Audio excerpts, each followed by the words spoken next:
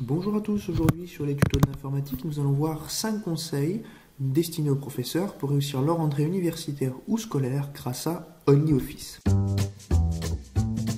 Tout d'abord, les enseignants peuvent obtenir OnlyOffice gratuitement.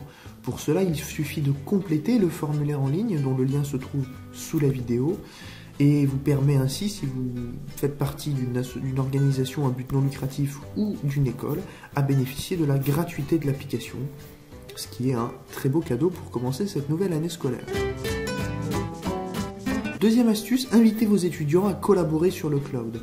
OnlyOffice est un magnifique outil permettant le partage de documents, que vos étudiants soient ou non utilisateurs d'OnlyOffice. Par exemple, un étudiant qui ne sera pas utilisateur pourra juste par contre lire les documents, alors qu'un qui sera utilisateur pourra lire, modifier les documents que vous lui envoyez et aussi en créer d'autres. OnlyOffice peut aussi vous aider à organiser vos supports d'apprentissage via son application Documents. Ainsi, vous pourrez par exemple créer un dossier pour chacune de vos classes, adapter les droits d'utilisation de chacun de ces dossiers et de vos documents, par exemple des documents qui ne seront disponibles qu'en lecture, d'autres qu'en écriture. Et enfin, vous pourrez aussi vous servir d'OnlyOffice pour récolter les devoirs de vos élèves, par exemple autoriser la modification dans un dossier, où vos étudiants pourront donc déposer leurs fichiers Word, PDF, Excel, etc., dans un dossier qui sera spécialement créé pour l'occasion.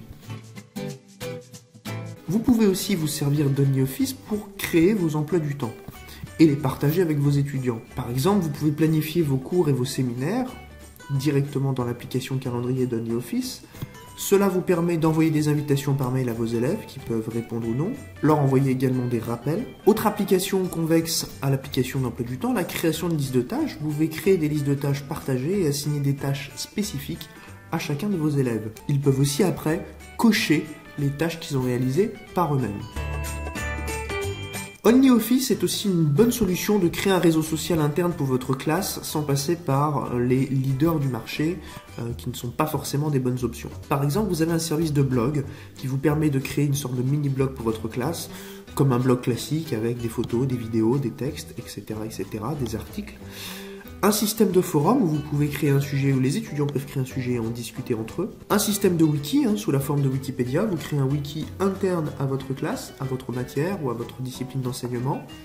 Un système de marque-page où vous pouvez ajouter une sélection de liens pour vos étudiants. Un système appelé OnlyOffice Talk qui permet à vos étudiants de parler entre eux dans des groupes de discussion et de vous aussi d'échanger avec sous la forme d'un échange rapide de messages.